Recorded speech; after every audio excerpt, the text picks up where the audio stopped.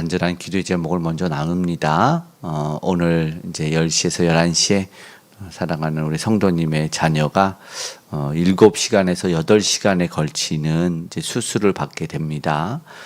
그 긴 시간 동안 수술을 하는 집도의 모든 의료진들의 손길과 그 모든 것을 붙잡아 달라고, 그래서 수술하는 동안 아픈 한우가 회복되는 놀라운 일이 일어나게 하고, 또 옆에서 얼마나 마음이 아프겠어요. 조바심 나며 어제도 통화인데 긴장을 하셨던데 우리 성도님 마음에 평안이 임하기를 하나님 의지함 가운데 그 놀라운 응답이 이어져 갈 수 있도록 우리 도와달라고 간절히 기도하겠습니다. 또 우리 사랑하는 또 집사님이 또 이 부종으로 힘든데 염증이 사라지고 깨끗이 나올 수 있도록 우리 진 집사님 위해서도 기도하는 오늘이 되기를 원하고, 또 아픈 한우 우리 정남 집사님도 건강할 수 있도록 허리의 회복과 또 사랑하는 성도님들 모두 다 평안한 하루를 위해서 오늘 특별히 간절히 기도합니다. 우리 간절한 기도가 하늘에 상달될 줄 믿어요. 그래서 놀라운 하나님께 찬양과 영광과 감사를 올릴 수 있기를 간절히 소망합니다. 하나님은 우리에게 평화를 원하셨어요. 화평을 원하셨고 우리 안에 주로 말미암아 큰 기쁨이 넘치게 하셨어요. 그런데 주님 안에서 얻는 기쁨은 당장의 유희, 당장의 그 어떤 쾌락이 아니라 때로는 지금은 힘들지만 그것과 바꿀 수 없는 후에 계속 밀려오는 거, 그게 진짜 큰 하늘의 위로와 기쁨이더라고요. 그렇죠? 그래서 우리가 당장의 모든 것들을 견디고 참고 인내하는 것 같아요. 이후에 말할 수 없는 기쁨이 밀려오는 그 하늘의 것, 우리는 그것을 추구하기 때문입니다. 오늘 우리가 응답이 막 바로바로 되면 좋겠지만, 그러나 그 간절한 기도는 반드시 상달되어서 우리에게 임하니까 우리는 큰 기쁨이 오는 것 같아요. 하나님은 우리에게 그렇게 평화와 화평과 큰 기쁨을 주십니다. 오늘 본문에 보면은 그런 이야기가 나와요. 평화로 먼저 대해요. 그런데 이전에 우리가 에돔을 보았는데 에돔에게 이 광야를 지나가게 해달라 그랬더니 이 에돔 왕이 허락하지 않아요. 그런데 사울이 올 때 싸우지 말라 해서 싸우지 않아요. 근데 상황이 동일합니다. 오늘 나오는 본문은 암몬이에요. 모압과 암몬.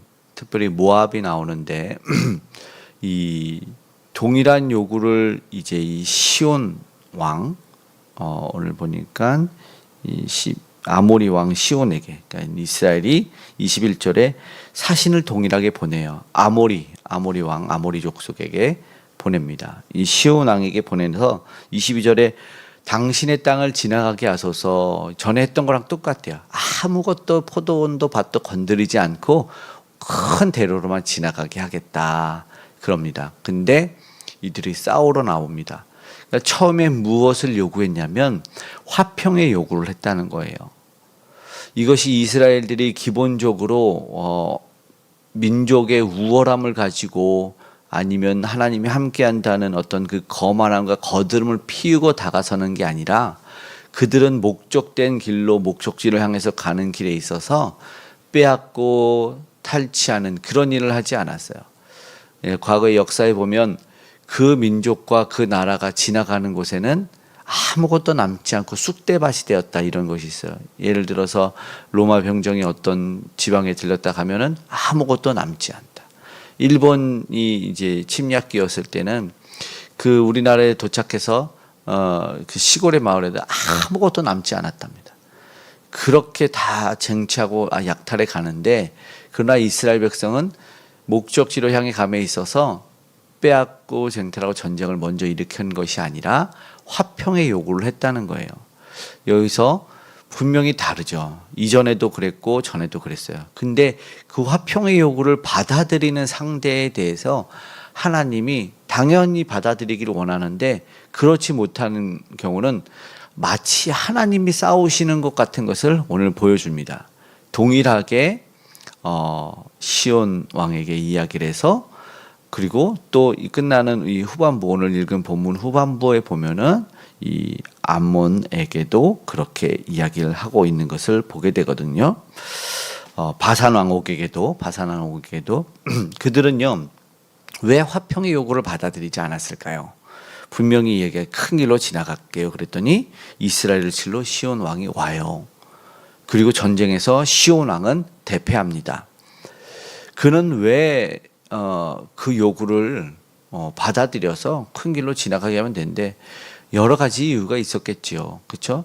이스라엘을 믿을 수가 없고요. 일단은 첫째는 하나님을 믿지 않는 거죠. 아모리 왕 시온은 절대 하나님을 믿지 않기 때문에 그 백성이 자기의 것을 빼앗을 거라는 두려움, 그리고 또 하나는 전쟁에서 나는 이길 수 있을 거라는 자만감 때문이었어요.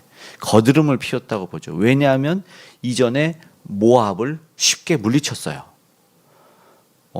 오늘 보니까 그 이야기가 나와요. 이전에 26절이에요. 헤스본의 아모리의 왕 시온, 이 아모리 왕이에요. 본문에 등장하는 이 아모리의 왕 시온의 도성인데, 시온이 그 전에 이 보세요. 26절 읽어봐요. 그 전 모압 왕을 치고 그의 모든 땅을 아르논에까지 그의 손에서 빼앗았더라. 그러니까 아모리 왕 시온이 화평의 요구를 받아들이지 않았던 절대적인 이유로 오늘 성경에 주는 이야기는 그 전에 모압을 쳐서 다 정복한 아주 싸움에 능한 쌈딱입니다. 져본 적이 없어요. 그런데 갑자기 내가 이스라엘이 왔다고 해서 내가 너한테 나는 무패를 자랑하는데 나는 어디서 져서 무릎 꿇어본 적이 없는데 내가 너희가 오는데 니네 오합지졸이잖아. 니네 군사도 없잖아. 아무리 뭐 장정이 60만 명이면 뭐해. 나는 진짜 실전에 강해. 나는 못 덤벼 너는. 그러더니 이 싸움에 능한 무패의 전적을 가진, 그러니까 자신의 것으로 거드름을 피우는 이 시온 왕은 절대로 무엇을 안 받아들입니까? 화평의 요구를 안 받아들입니다. 하나님을 싸우지 않기를 원했어요. 요 전에도 동일히 할 때는 에돔하고는 싸우지 않기를 원했어요. 그런데 하나님은 이 시온 왕을 멸하십니다. 사실 이스라엘 백성의 손에서 죽게 만들어요. 왜 그렇습니까? 모압도 한번 보세요. 에돔이 치지 않았던 이유는 형제의 나라라고 그랬어요. 그럼 모압과 오늘 본문에 암몬이 나오는데 암몬은 경계가 좀 셌어요. 오늘 그렇게 나오죠. 암몬은 경계했었더라. 24절에 후반부에. 그러니까 모압과 암몬도 사실은 어떻게 보면 혈연 관계의 종족이에요. 그죠? 아브라함의 조카 롯에 의해서 나온, 롯의 두 딸에 의해서 민족의 조상 모압과 암몬이 나와요. 결국에는 완전히 상관없진 않고 그들을 막 쳐서 멸절해서 하나님 없어지지 않고 민족을 삼으셨기 때문에 화평을 원하셔요. 그런데 그 모압을 쳐서 멸했던, 그래서 땅을 다 빼앗았던 이 아모리 왕 시온을 하나님은 용서하고 싶지 않았던 것도 있죠. 이스라엘에 의해서. 싸움을 못해서가 아니고 능력이 없어서가 아닌데 그 화평의 요구를 허락한다면 받아들이는 것이 오늘 우리가 먼저 얻을 수 있는 교훈이라는 것입니다. 무조건 내가 조금 강하다고, 내가 이전에 무언가를 경험해 봤다고, 내가 싸움이건 뭐건 나의 가진 그 능력으로 내가 빼앗을 수 있다고 말한다고 하더라도 오늘 우리는 그것을 겸손히 내려놓을 수 있어야 되고, 누군가 나에게 화평의 요구를 했을 때 나는 그것을 받아들일 수 있어야 된다는 것이죠. 우리 안에는 뭐가 없어서 문제입니까? 용서가 없어요. 화해가 없어요. 그런데 하나님은 용서와 화해를 원하셨어요. 용서와 화해를 통해서 하나님이 너희를 얼마나 사랑하는지를 알려주고 보여주는 삶을 살기를 원하셨습니다. 그러나 교만한 우리는 특별히 나보다 못하고 나보다 약하면 안 받아들인다고 생각합니다. 내가 전에 무패라는 이유는 무엇입니까? 난 져본 적이 없어요. 내가 왜 약자에게 무릎을 꿇고 내가 왜 그 화평을 받아들여야 되냐라는 것이죠. 그러나 하나님이 정말 원하시는 것은 무엇이고 하나님은 누구십니까? 이걸 몰라요. 전쟁은 하나님에게 달려 있어요. 그래서 또다시 이 바산왕 옥에게 동일한 사건이 나옵니다.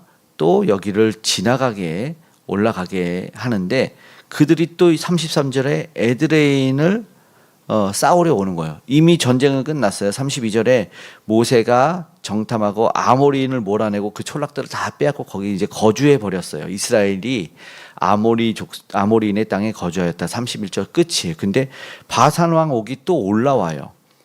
그러니까는 두렵죠. 전쟁을 또 그랬더니 하나님이 그들도 붙여주시는 것을 보게 되죠.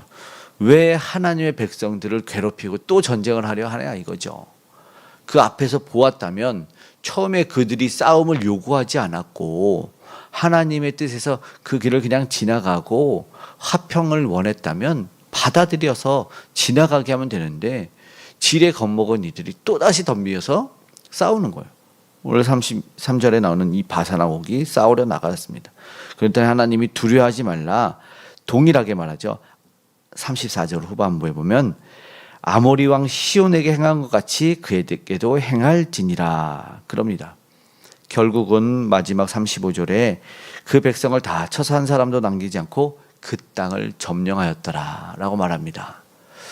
땅을 허락하시죠. 하나님이 온유한 자에게 땅을 주신다고 기업으로 주신다고 했던 하나님께서 어쩌면 하나님의 말씀에 순종해서 그냥 내가 막 정복해서 아까 말한 그 찬탈하고 빼앗는 내 힘의 능력을 믿고 나아가는 이들과 다르게 하나님을 믿고 하나님의 음성에 순종하는 자들은 그것이 덤으로 다 주어지는 것을 보게 됩니다. 그러니까 오늘 우리는 삶에서 내가 막 무언가를 빼앗고 쟁취하고 내가 너보다 우위에 있다, 너는 나에게 굴복하고 너는 내 말을 들어라 이렇게 할 필요가 없고 하나님이 원하시는 화평의 요구로 내가 먼저 왜 찬양처럼 왜 손 내밀지 못했을까를 되돌아보는 우리가 돼야 된다. 그러면 누가 싸워주십니까? 하나님이 싸워주신다는 거죠. 여기는 이스라엘이 뭔가 막 엄청난 무력을 행사한 것이 아니라 그냥 이겼다 이 정도로 나와요. 하나님이 그 싸움의 주권을 갖고 계시기 때문에 그렇습니다. 오늘 우리는 하나님을 그렇게 의지했으면 좋겠어요. 하나님은 싸움을 우리의 손에서 행해지는 것을 원하지 않으시고 하나님은 우리에게 늘 화평의 요구를 하기 원하시는 거예요. 그러니까 내가 그 요구를 받아들이는 용서, 화해의 마음이 있기를 원하고 또 화평의 요구가 우리 안에서는 계속해서 일어나기를 소망합니다. 오늘 그렇게 기도하며 나아갈 때 하나님은 우리에게 참 은혜와 복을 주실 줄 믿습니다. 네, 하나님이 오늘 우리와 함께하여 승리케 하는 그런 은혜롭고 좋은 복된 날 되시기를 간절히 소망합니다. 네, 오늘 광고했던 대로 계속해서